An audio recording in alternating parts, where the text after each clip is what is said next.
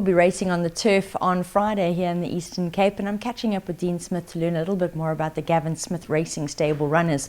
Now, the first race will be a maiden work riders. We always know those are hugely anticipated events, and here the yard will step out the two runners. War of Hearts will very excitingly give Musa Ntunja his very first work riders race ride, and he'll be joined by Sibongile Liaba on Hatman. Now, Sibongile Liaba, on the other hand, he knows all about racing. He has, of course, been our champion work rider for 2 seasons. Yeah, no, Liaba knows what to do. He's ridden a couple races in Hatman. His last run was a much better run from him over the 1,000 turf, and Donald suggested we step him up to the 1,200. So it is a 1,200 turf on Friday, and we're hoping for a nice effort, some quartet chances with him. And War of Hearts as well, he ran on nicely in his last run. The winner was a runaway winner. Yeah. And Musa is his first run. We'll see how he goes. I'm sure he's very excited. Race 2 is a maiden juvenile plate, and here Bright Eruption by Erupt, Supreme Judge by Horizon, and Galileo Star by the United States will all be having their very first starts, and they all have the breeding to be effective over 5 furlongs. Yeah, no, it's actually, all of them are really nice colts. They're big, strong colts, and they might find the 1,000 a touch on the sharp side, all 3 of them, but they'll be doing their best work late. We'll see how they go down Friday, greenness-wise, but all of them expecting really good runs from them. Global State runs in race 3. Now, he showed the expected improvement last time out, and he ran a solid second. John Aids, he's been doing well back at home. We expected the improvement last time, and he's carried on with it. His work again for this race has been good, and he's in a real good space, and we're expecting another fair effort from him.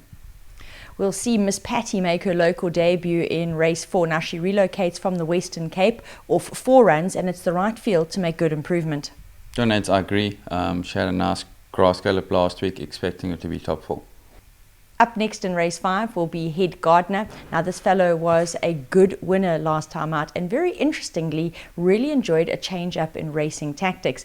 Now, Dean, the change up in racing tactics could open a whole new avenue for him, because to date his best form has been on poly using pace, but wow, did he run on well last time out. John Aids, I agree.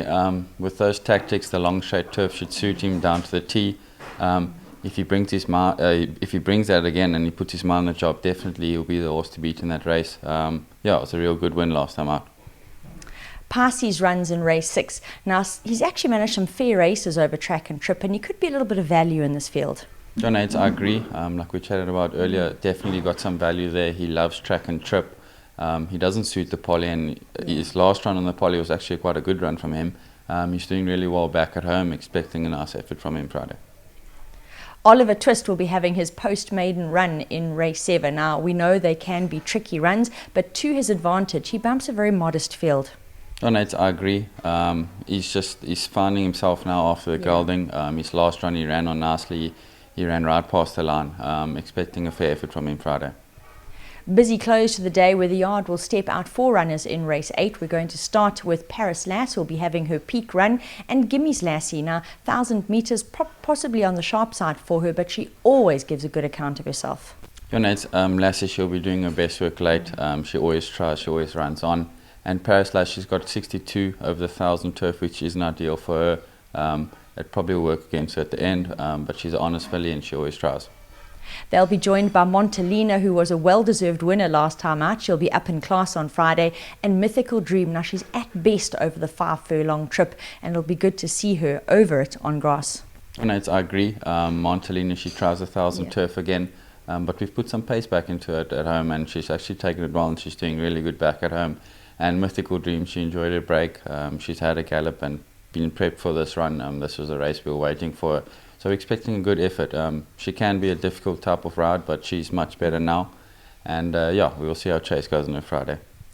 As said, the yard will have a busy close to the day, and hope all things go the way of the fillies. They can get involved here.